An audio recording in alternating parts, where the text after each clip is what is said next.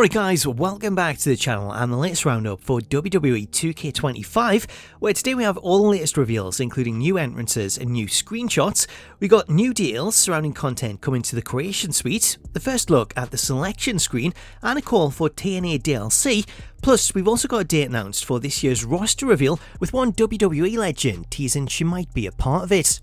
Before we get into any of that though, if you're new to the channel and you want to stay up to date with all the latest wrestling game news, then please do hit that subscribe button and turn on your notifications so that you don't miss out on future videos.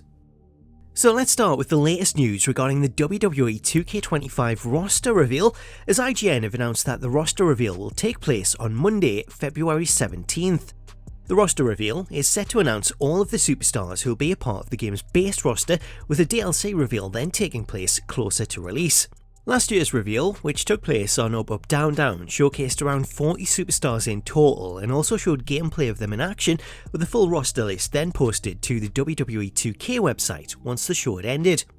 While the format of this year's reveal has yet to be announced, it's expected that we'll see the reveal take place in a similar manner, with the main reveal focusing on the bigger names, though given recent releases, there's also a lot of interest in finding out if the likes of Isla Dawn will still make the cut, with those stars likely to be included in the later reveal on the 2K website. One name that could be included in the roster reveal is WWE Legend Victoria, as last year she announced that she'd signed a Legends deal that included an option to appear in WWE's video games. While we've not heard anything official about Victoria in 2K25, she was recently asked about the game during a recent livestream and whether she would be included as part of this year's roster. In response, Victoria confirmed that she was told that she'll be in the game, though she doesn't know if she's in the base game or if she'll be available as DLC. Should she be included, this would be Victoria's first appearance in around 15 years, as she last appeared in WWE SmackDown vs Raw 2011. Staying with this year's roster, we have some new reveals to share, as during this week's episode of NXT, the WWE Games account gave us the first look at Wendy Choo, who this year has been updated to feature her dark sleep demon gimmick, which sees her acting possessed.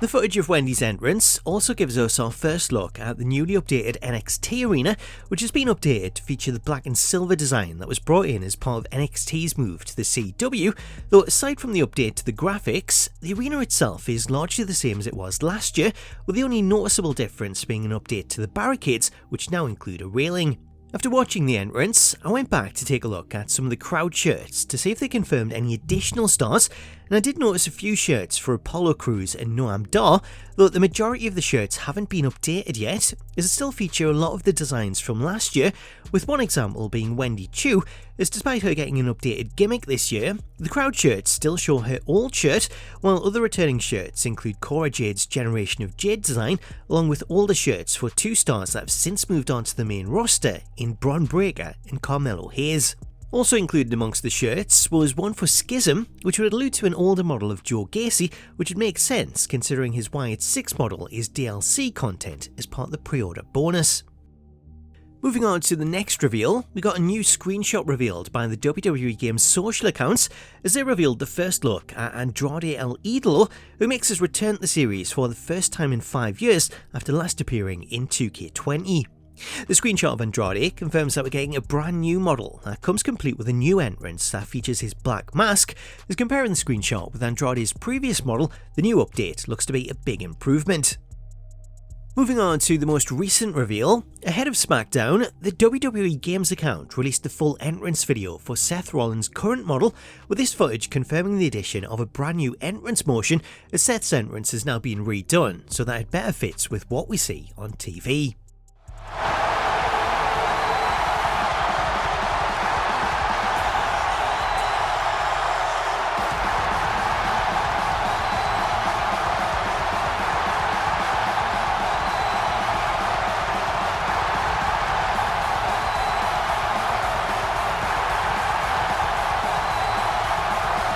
One of the coolest things about Seth's new entrance is the in-ring section, as once he enters the ring, Seth's entrance music will fade out and it leaves just the crowd as they sing along to his theme.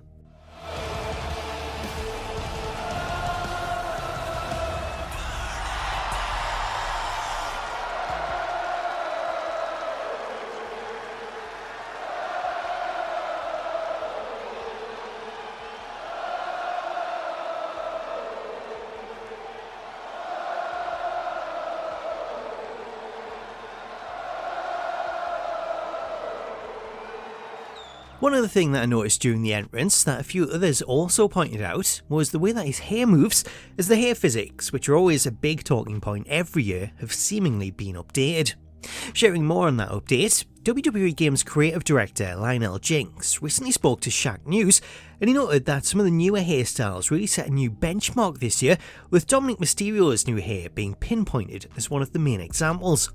Speaking of the limitations around hair, Jinx also went on to note that a lot of the limitations come down to them not having the capacity to support the pipelines for current gen and older gen consoles, though they're hoping to make a big jump with this once they're solely focused on next gen hardware. On the subject of superstars hair, we also got some great news regarding the Creation Suite, as speaking in a separate interview with DS of Ring the Bell, Lionel Jinks revealed that they're making a big push to include any new hairstyle which they create for in-game superstars to be added to the Creation Suite. The inclusion of new hairstyles in the Creation Suite is something that creators have been pushing for years, as creator superstars always felt limited with what's on offer, so being able to use any new hairstyles with Creation should give creators much more variety and better looking hairstyles in general, as a lot of the superstar hairstyles look far better than the generic ones.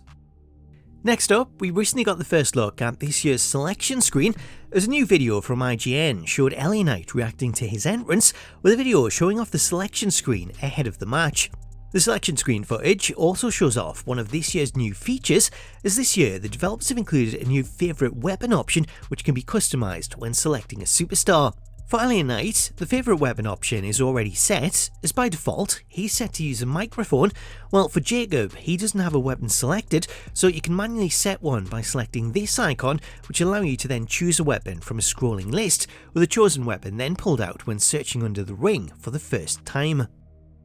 Up next, let's talk DLC. As while we're still a few weeks away from finding out who will appear as part of this year's DLC lineup, following the announcement of a partnership between WWE and TNA Wrestling, a lot of players have been calling for a TNA DLC pack, and that's something that has also been brought up by current TNA Champion Joe Hendry, as speaking in an interview with Ariel Helwani. Joe said he wants to see a TNA DLC pack in 2K25. Can you imagine if we had a TNA DLC? Oh my god. That would be huge. And that's not just the modern roster like myself. That could be classic AJ Styles, you know? That would be exciting. The prospect of a TNA DLC pack is a real possibility this year given the partnership between the two companies, as it would allow 2K to include TNA stars like Joe Hendry himself, the Hardys who are currently under contract with TNA, or as Joe mentioned, classic versions of WWE stars like AJ Styles, as a lot of the WWE roster have spent time in TNA at one point in their career. Whether it happens is something that we're going to have to wait and see, but with just under a month away until early access begins, it shouldn't be too long before we find out who's DLC.